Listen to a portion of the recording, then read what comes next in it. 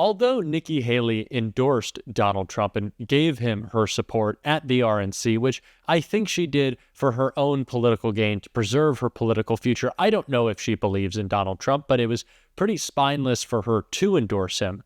Even though she did that, she has landed a couple of blows on Donald Trump, either by accident or, in my opinion, on purpose, in the last couple of weeks since the RNC. Now, the first one comes in the form of a resurfaced video of Nikki Haley back in January saying something that turns out might actually be the truth, in my opinion, will end up being the truth about Donald Trump. In this clip, she calls him essentially a loser, talks about how he lost in 2018, 2020, and 2022. This, of course, was back when she was still running for president. But after we watch this resurfaced clip, I want to show you the really important one of her essentially stabbing him in the back, pointing out his biggest weakness. But before we do that, let's check out this resurfaced clip. Let's speak some hard truths. If Donald Trump becomes the Republican nominee, we will get a President Kamala Harris. You mark my words. He cannot win a general election. Look at Iowa, look at New Hampshire. He can't get independents. He can't get suburban women. He's losing Republicans who say they don't want him and will vote for someone else. It's a problem. So Haley says that if Republicans do nominate Donald Trump instead of her, they will end up with a President Kamala Harris. Now, I don't know if at that time Nikki Haley believed that was because Joe Biden would win again and then Kamala Harris would win in 2028. I don't know if she thought that President Biden would step down, but it turns out that her prediction looks to be coming true. The Republicans have nominated Donald Trump.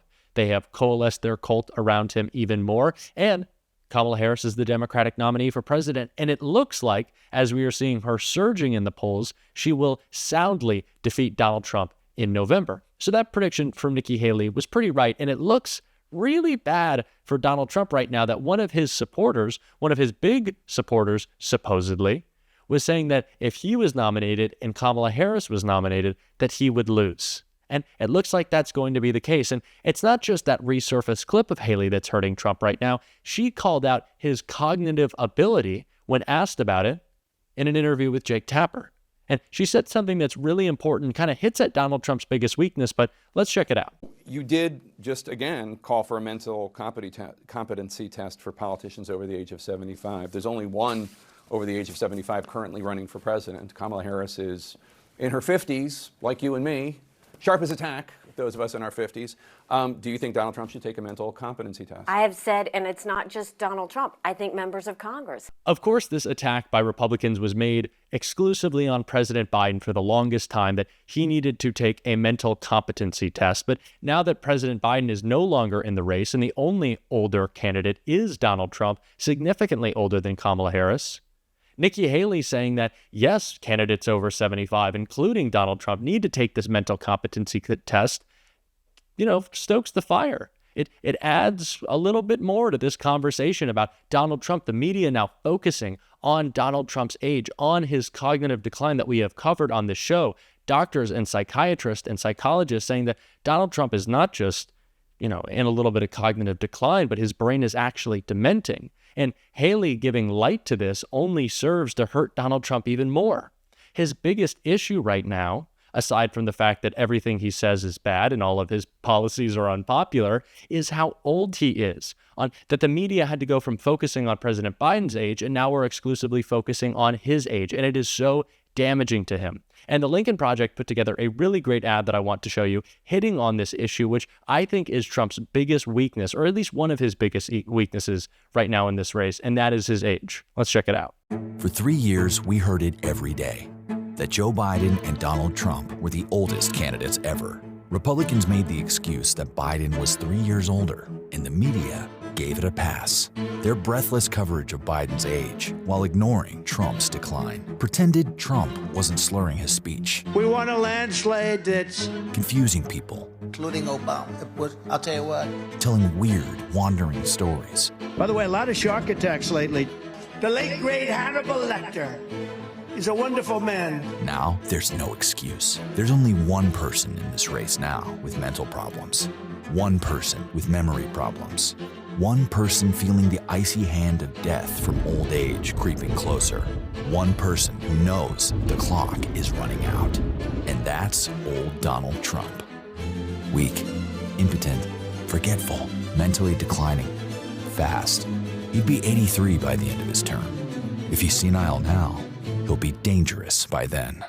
While age can be a benefit to a leader, it clearly was for Joe Biden, whose age helped him with experience and expertise doing the job, helped him be so historic and consequential as president. That is not the case for Donald Trump, someone who we know is dangerous, was dangerous when he was president, continues to be dangerous now. But as doctors have said, his dementing brain has only made him more vengeful, more angry, more unhinged, and of course, more dangerous and destructive. And so I'm glad that the Lincoln Project is calling this part of Trump's cognitive failure out, that they are starting to point out what we all know and what is obvious and apparent, and that is Donald Trump isn't just in decline, but his brain is dementing, and it needs to be called out.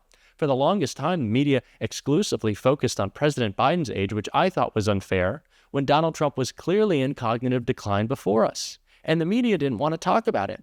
And now they are forced to reckon with all of these age conversations that they had about President Biden and focus them on Donald Trump.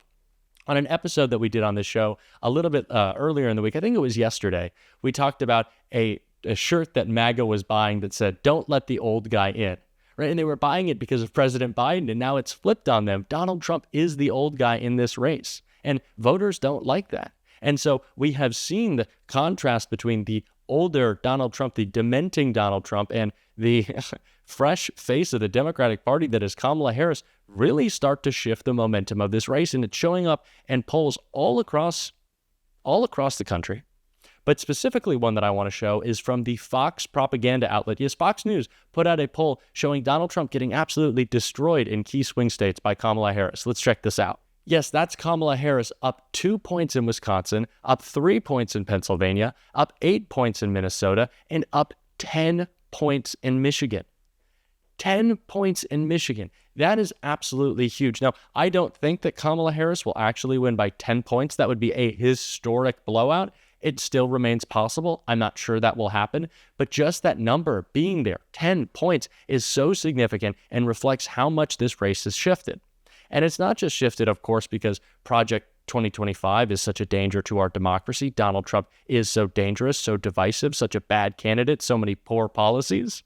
All of those reasons that were true in 2016 and 2020. But now there's a new element to this race: age. Donald Trump's age clearly a disadvantage for him, and Kamala Harris's youth clearly an advantage for her, but it's not just about the number itself. Donald Trump represents the old Trump administration, a Trump administration that we saw and know. We do not want to go back in time to that. We don't want to go back to that time of divisiveness, division, and chaos. We remember what that was like. We remember the failed Trump administration. But what Kamala Harris represents is something new, something positive, something looking forward, that wants to build something better for this country. And someone who did a great job laying out that case while shutting down J.D. Vance and Donald Trump and their attacks was Pete Buttigieg. So let's check out this clip. This answer that J.D. Vance gave a few years ago, and he name-dropped you in it about people who don't have children working in the government. This is what he said.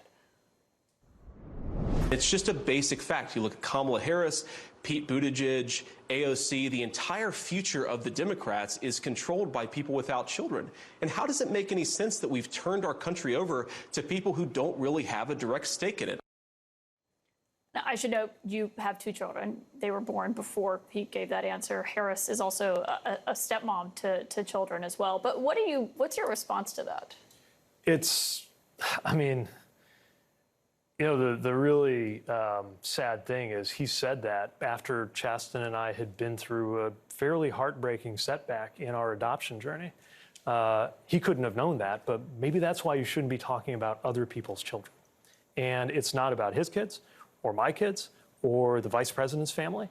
It's about your family, people's families whose well-being will depend on whether we go into a future led by somebody like Kamala Harris, who is focused on expanding the prosperity, the freedom, the well-being of our families. And by the way, especially if you have kids and you're worried about climate, choosing between a party that has a plan on climate that creates jobs and a party that still calls it a hoax, even as we went through the hottest day in world history. Or do you want your children to grow up in a country defined by a return to the chaos and recrimination and cruelty that was the hallmark of the Trump era. I love the way that Pete lays out the contrast in this race, the two clear choices in talking about our future. Now, Pete was first addressing, of course, the ridiculous and gross remark that J.D. Vance made about childless cat ladies running our country. I don't even want to get into it. I don't want to talk about J.D. Vance. I can't stand J.D. Vance. But I love that Pete flipped that disgraceful attack into talking about our future and who we want to be the ones serving us in the future, who we want our elected officials to be, what type of view of the future do we want them to have. And I think Pete does a great job talking about that view, that it's not just about, your children or my young generation, but it's about everyone moving forward.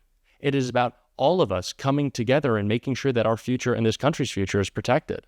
And I love the way that Pete makes that case and always makes this contrast. He is truly one of the best communicators in the Democratic Party, and that's why maybe potentially he might be Kamala Harris's running mate. I know I'd love to see that. I know we've talked a lot about it on the show, the possibility that Pete may be Kamala Harris's running mate. We're not sure yet. It could be a Governor Josh Shapiro. It could be a Governor Tim Walz. But really, deep down, I think we can all agree that Pete would be pretty spectacular in that position.